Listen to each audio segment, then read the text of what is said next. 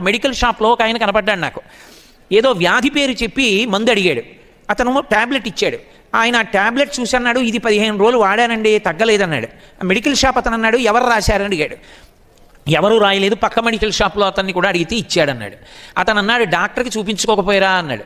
అంటే అతను నవ్వేసి, ఇంకేదైనా ఉంటే ఇద్దరు కాస్త చీప్గా ఉన్నది అన్నాడు.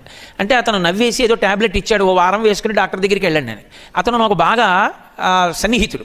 నేను మెట్లు దిగిపోయాక అడిగా, ఏమయ్యా డాక్టర్ దగ్గరికి వెళ్లకుండా ఇలా ఎందుకు వాడుతున్నావు మెడికల్ షాపుల్లో అని. అతను అన్నాడు నాతో, డాక్టర్ గారి దగ్గరికి వెళితే 200 ఫీజు, బోల్డ్ అన్ని టెస్టులు, కోటేశ్వరరావు కొడుకు తెల్లవారితే ఎంసెట్ రాశాడు, వాడికి ఇంజనీరింగ్ ఫీజు కట్టాలి, పుస్తకాలు కొనాలి, ఇన్ని చేయించుకుంటే ఎక్కడి నుంచి వస్తుందండి, అదే తగ్గిపోతుంది, పర్వాలేదు లేదు, అందుకే ట్యాబ్లెట్ మెడికల్ షాప్లో అడిగానన్నాడు. నాకు ఎంత బాధేసిందో. తల్లిదండ్రులు వైద్యం చేయించుకోవడం మానేసి ట్యాబ్లెట్లు వేసుకుని మెడికల్ షాప్లో బ్రతుకుతున్న వాళ్ళు ఉన్నారు. చీర మంచిది కొనుక్కోవడం మానేసి మీకోసం డబ్బులు దాస్తున్న వాళ్ళు ఉన్నారు. తాము బంగారం చేయించుకోవడం మానేసి మీ పెళ్లికి రేపు నగల కోసం దాస్తున్న వాళ్ళు ఉన్నారు. అటువంటి అమ్మని నాన్నని మోసం చేయడం, అమ్మా నాన్న చెప్పినట్టు బ్రతకకపోవడం కృతజ్ఞత.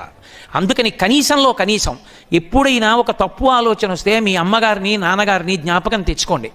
వాళ్ళు మిమ్మల్ని చూసి సంతోషించేలా మనం సంస్కారంతో బ్రతకాలి అని జ్ఞాపకం ఉంచుకోండి. ఈ దేశానికి గౌరవం తేగలిగిన వాళ్ళు మీరే. Download ShareChat.